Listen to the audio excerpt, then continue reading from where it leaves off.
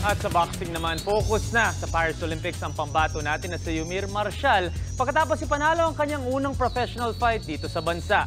Sinigurado ni Marcial ang panalo at ninockout si Todshak Sinam sa 1 minute 33 second mark ng 4th round gamit ang isang matinding uppercut. At habang may momentum siya, lilipad ang kanyang kampo sa Colorado, USA sa April para mag-train at maghanda para sa Olympics. Naniniwara si Marcial na boxing center ang USA at magiging beneficial ito sa paghahanda niya. Lalo na at marami ding atleta na makikilahok sa Olympics ang dun magte-train. Na-secure ng 28-year-old ang kanyang Olympic spot pagkatapos manalo ng silver sa Asian Games. What's up mga kapatid, it's your sports Tito Mike Reyes. Huwag magpahuli sa mga umaaksyong bakbakan at harapan sa loob at labas ng bansa. Para sa mga pandiin ng sports news, mag-follow at mag-subscribe sa social media pages ng News 5, Peace and Love.